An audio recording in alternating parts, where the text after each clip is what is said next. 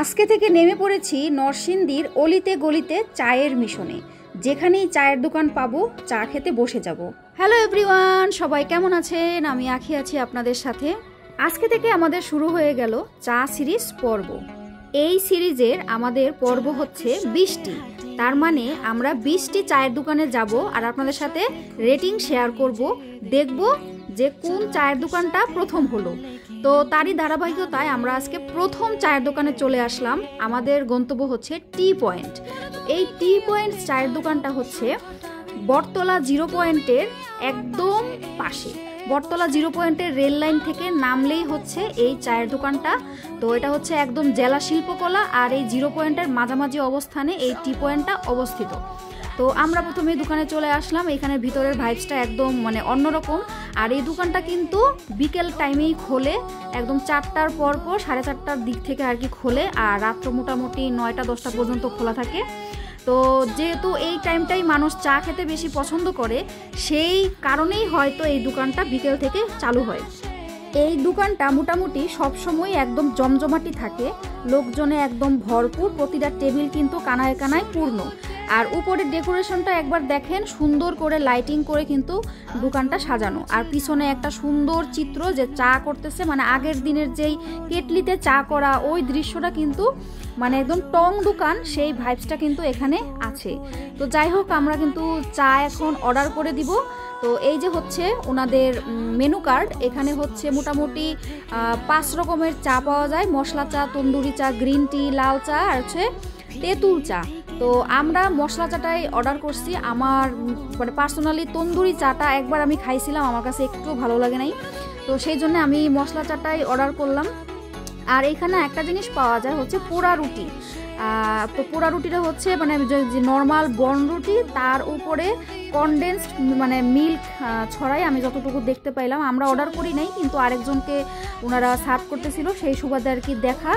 তো সেইখানে হচ্ছে ওই কনডেন্স মিল্ক উপরে ছিটায়ে তারপর হচ্ছে আগুনে পোড়ায়ে ওই রুটিটা বিক্রি করতেছে। ওইটা হচ্ছে 15 টাকা পিস। যাই হোক, তো আমাদের এই যে চা রেডি হয়ে গেল। ওনার একটা জিনিস দেখলাম যে চাটা রেডি করার আগে কাপগুলা প্রতিবারে কিন্তু পোড়ায় নিতেছে। ওই গ্যাসের চুলার ভিতরে ওনারা পুরানের সিস্টেম করে রাখছে, তো সেটার ভিতরে কাপটা পুড়ায়ে তারপরে হচ্ছে সবাইকে চা পরিবেশন করতেছে। তো এই যে বড় একটা কেটলি, সেটাতে হচ্ছে ওনারা চাটা করে রাখছে। তো এই যে আমাদের চা কিন্তু চলে আসছে। আমরা মশলা চা অর্ডার করছি, 20 টাকা প্রতি কাপ। তো মোটামুটি চাটা, এই যে কালারটা কিন্তু খুবই সুন্দর আসছে। এখন হচ্ছে খেয়ে দেখার পালা, যে চাটা আমরা অপেক্ষা করতেছি যে একটু ঠান্ডা হোক, কারণ চা খেতে যাই জিব্বা পুরায় তো লাভ নাই। যাই হোক, তো এখন আমরা চাটা টেস্ট করব যে কীরকম স্বাদ। তারপরে হচ্ছে আসল কাজ, আমাদের মিশনের প্রথম কাজ, যে চাটা কীরকম রেটিং দেব। তো এই যে চা আমি প্রথম চুমুক দিয়ে দিলাম। আমি এখন চিন্তা করতেছি যে চাটা কীরকম টেস্ট, কারণ আপনাদেরকে তো রেটিং দিতে হবে। তো আমার কাছে পার্সোনালি চাটা একদম এভারেজ লাগছে।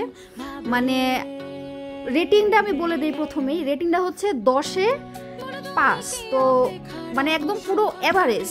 আর এটার মধ্যে হচ্ছে মশলা হিসেবে দেওয়া ছিল, আমি যতটুকু খেয়ে বুঝলাম, যে এলাচি, আদা, অতটুকুই আমার মনে হয়েছে। কারণ এরকম প্রায় টেস্টের চা আমি বানাই বাসায় মোটামুটি সব সময়, আদা আর এলাচি দিয়ে। তো আমার কাছে ঠিক সেই রকমই একটা স্বাদটা লাগলো।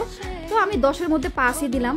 আর আপনারা কারা কারা এই টি পয়েন্টে চা খেয়েছেন নরসিংদীবাসীরা, তারা অবশ্যই কিন্তু কমেন্ট সেকশনে জানাবেন। আর আপনাদের কাছে আরেকটা প্রশ্ন, যে আমি এর পরবর্তীতে কোন কোন দোকানে যেতে পারি, কোন কোন চায়ের নাম করা, যদি আপনাদের কোনো পছন্দের দোকান থাকে তাহলে সেটা আপনারা কিন্তু আমাকে কমেন্টে অবশ্যই জানাবেন।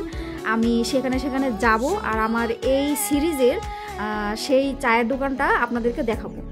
তো যাই হোক, আমাদের চা মোটামুটি শেষ। আরেকটা জিনিস আমার কাছে এখানে খুব মিস করতেছিলাম। আমি চায়ে বিস্কুট ডুবাইয়ে খাইতে পছন্দ করি।